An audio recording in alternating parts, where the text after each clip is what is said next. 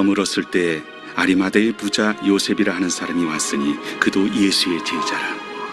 빌라도에게 가서 예수의 시체를 달라 하니 이에 빌라도가 내주라 명령하거늘 요셉이 시체를 가져다가 깨끗한 세마포로 싸서 바위 속에 반 자기 새 무덤에 넣어두고 큰 돌을 굴려 무덤 문에 놓고 가니 거기 막달라 마리아와 다른 마리아가 무덤을 향하여 앉았더라.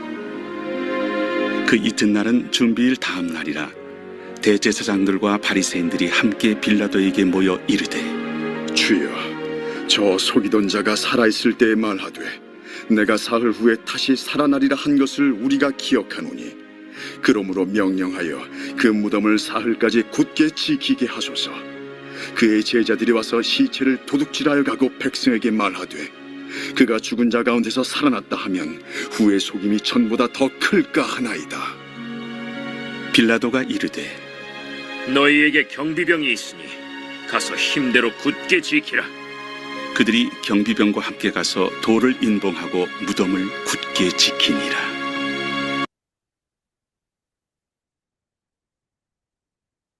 오늘 본문 말씀에서는 예수님의 장례를 치르는 두 부류의 사람들이 있습니다. 첫 번째로는 예수님의 숨은 제자들입니다. 57절에 보면 저물었을 때 아리마대의 부자 요셉이라 하는 사람이 있으니 그도 예수의 제자라 라고 했습니다. 이 말씀을 볼 때 아리마대 요셉 그는 숨은 제자였다라는 것을 알 수가 있습니다. 아리마대 요셉은 아리마대 사람으로서 또 예루살렘의 공회원이었습니다. 지금으로 말하면 국회의원 정도 되는 사람이죠. 그 사람이 예수님을 믿었습니다. 그러나 드러내지 않고 믿었습니다. 그 이유는 공회원에서 예수님의 제자들은 자격을 박탈하자라고 결의했기 때문이죠. 그래서 이 아리마대 요셉은 자신의 모든 것을 잃어버릴 수 있기에 예수님 믿는 것을 숨어서 몰래 믿는 자였습니다. 그런데 예수님의 죽음을 본 후에 아무도 예수님의 시신을 가져다가 장례 치르지 않는 이런 모습을 보게 됩니다. 이 모습을 보았을 때 아리마대 요셉이 나타난 것입니다. 자신이 예수님의 제자임을 드러내면서 예수님의 시신을 가져다가 장례를 치루었습니다. 자신이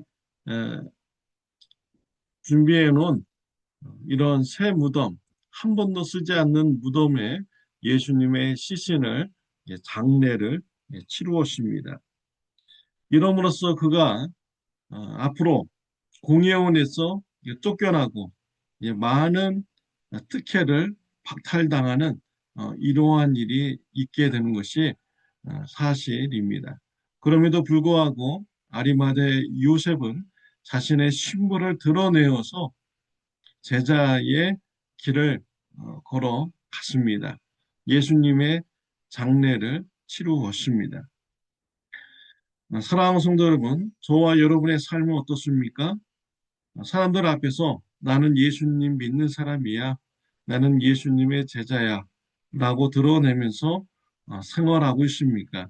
아니면 숨은 제자로서 삶을 살아가고 있습니까?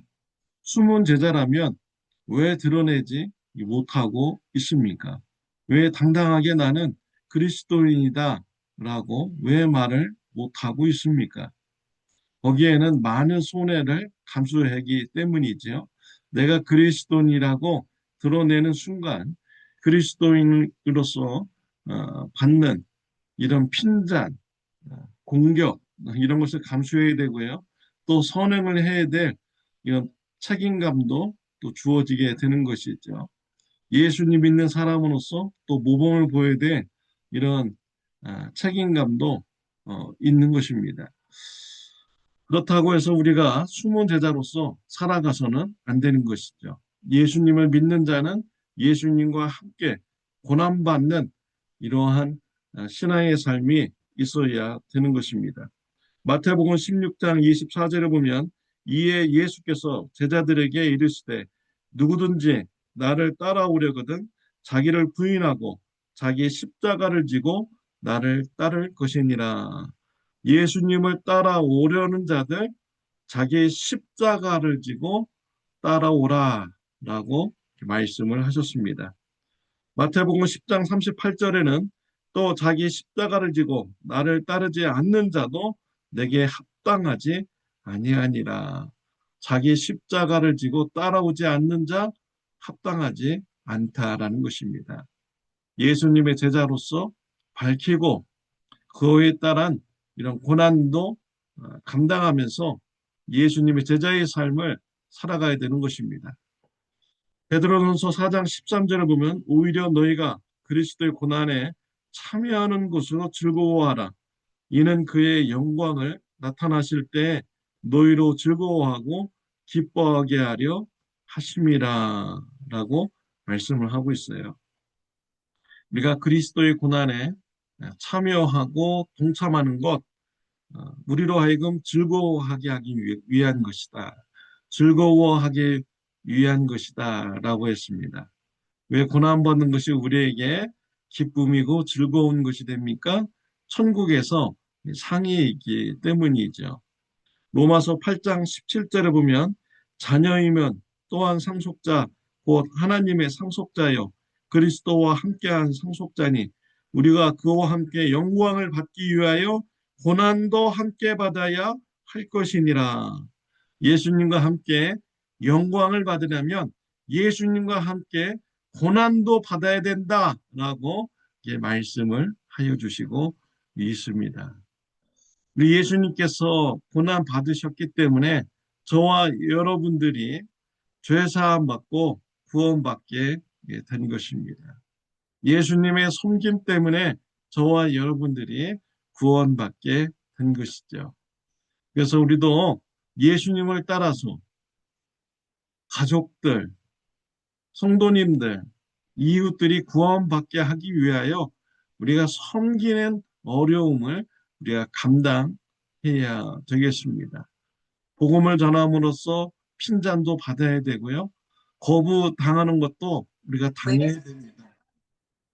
우리가 또한 섬김으로써 낮아짐으로써 우리 몸이 불편해지는 이런 어려움도 우리가 감당해야 되는 것이죠. 사랑하는 성도 여러분, 예수님께서 섬김의 희생, 고난 받으셨습니다. 우리들도 예수님을 따라 섬김하려고 희생하고 고난을 감당하는 삶이 되시길 바랍니다. 천국에서 우리에게 상이 있고 우리가 기뻐하고 즐거워하는 영원한 시간을 우리가 가지게 되는 축복입니다. 두 번째로 예수님의 장례를 치르는 종교 지도자들과 빌라도가 있습니다. 종교 지도자들은 뜻밖의 말을 빌라도에게 말합니다.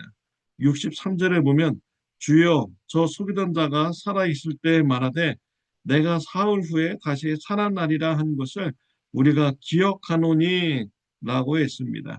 종교 지도자들은 예수님께서 죽으신 후에 3일 만에 다시 살아난다. 이 말을 그들은 기억하였습니다. 정말로 뜻밖의 이런 모습인 것이죠. 예수님의 제자들은 예수님께서 부활하신다라는 가르침을 3번 들었지만 그들은 기억하지 못했어요. 그러나 종교 지도자들은 예수님께서 부활하신다는 말을 그들은 기억하고 있었다라는 것입니다. 그래서 빌라도에게 가서 예수님의 무덤을 지키는 경비병을 세워달라라고 요구를 했어요. 빌라도가 이 말을 듣고 너에게도 경비병이 있으니까 그렇게 하라라고 허락을 하여 주었습니다. 참 그 종교 지도자들 예수님의 부활의 말씀을 기억했습니다. 그런데 그들은 구원받지 못했습니다. 참 이런 것을 볼 때 아는 것만으로 구원받을 수 없다라는 것을 알 수가 있죠. 성경을 예수님을 안 믿는데도 하나님을 안 믿는데도 많이 읽고 어, 또 해박한 지식을 가질 수 있습니다. 그런 사람이 구원받습니까? 구원받지 못합니다. 야고보서 2장 19절을 보면 네가 하나님은 한 분이신 줄 믿느냐? 잘하는도다 귀신들도 믿고 떠드느니라 라고 말씀하고 있습니다. 귀신들도 하나님이 한 분이시고 또 예수님이 하나님의 아들임을 믿습니다. 아니, 그들이 알고 있어요. 그러나 귀신들이 구원받지 못했습니다. 하나님을 반대하였고 순종하지 않았습니다. 그렇기 때문에 구원받지 못하는 것이죠. 종교 지도자들 지식적으로 성경 지식 잘 알았습니다. 예수님께서 3일 만에 부활하신다는 소식도 그들은 기억했습니다. 그럼에도 불구하고 그들은 구원받지 못했어요. 지식으로만 가지고는 안 됩니다. 믿어야 됩니다. 입으로 시인해야 되는 것이죠. 야고보서 2장 26절에 보면 행함이 없는 믿음은 죽은 것이니라 라고 하였습니다. 로마서 10장 10절 말씀에 보면 사람이 마음으로 믿어 의에 이르고 입으로 시인하여 구원에 이르느니라 라고 말씀했습니다. 행함이 없는 믿음은 죽은 것입니다. 아는 것만으로 구원받지 못합니다. 마음으로 믿어야 되고요. 입으로 시인하여 구원에 이르게 되는 것입니다. 사랑하는 성도 여러분, 어떠한 믿음을 가지고 있습니까? 지식적인 것으로만 끝나고 있습니까? 아무것도 아닙니다. 우리가 들었다면, 알았다면 마음으로 믿어야 됩니다. 입으로 시인해야 됩니다. 행함이 있는 삶을 살아야 됩니다. 믿음을 가졌을 때, 입으로 시인했을 때 구원 받습니다. 또한 이런 구원받은 것이 행하여졌을 때, 저 사람은 정말 믿음을 가진 자이다 라는 것이 증명이 되는 것이죠. 우리가 아는 것으로만 그치지 않고, 듣는 것으로만 그치지 않고, 말씀으로, 마음으로 믿어서 또 삶의 변화는 이런 축복이 있으시기를 바랍니다. 구원받는 은혜가 있으시기를 바랍니다. 내일은 부활 주일입니다. 또한 VIP의 초청 주일입니다. 주위에 있는 불신자들을 찾아가서 초청하시기를 바랍니다. 거부당하는 고난도 받아보시기를 바랍니다. 구원 사역을 위하여 예수님 고난 받으셨는데 저와 여러분들도 예수님 믿는 자로서 구원 사역에 동참하여 고난 받는 이러한 경험도 한번 해보시기를 바랍니다. 그들에게 예수님의 부활의 소식을 듣게 하는 이러한 일을 저와 여러분들이 같이 협력하여서 우리가 감당하고 또 고난도 받고 천국에 예비된 상을 우리가 바라보며 소망을 가지는 신앙생활을 하는 저와 여러분들이 되시기를 바랍니다. 기도드리겠습니다. 하나님 아버지에 감사합니다. 예수님께서 고난받아 주심으로써 우리의 죄가 용서함 받고 구원받게 해주시니 감사합니다. 예수님의 은혜에 감사해서 예수님을 닮아 불신자 가족들, 불신자 이웃들을 구원받게 하는데 우리가 그들을 섬기게 해주시고 또 예수님의 복음을 전하는 사명 우리 성도님들과 함께 감당하게 하여 주옵소서. 그리하여서 성도님들과 함께 같이 어려움도 당하고 또 성도님들과 함께 천국에서 영원한 상을 누리는 이러한 축복도 함께 누리도록 주님 축복하여 주시옵소서. 예수님의 이름으로 기도드렸습니다. 아멘. 내일은 부활 주일입니다. VIP 초청 주일입니다. 많이 기도해 주시기를 바랍니다. 복음을 전하는 기회로 삼으시기를 바랍니다. 좋은 하루 되시기를 바랍니다.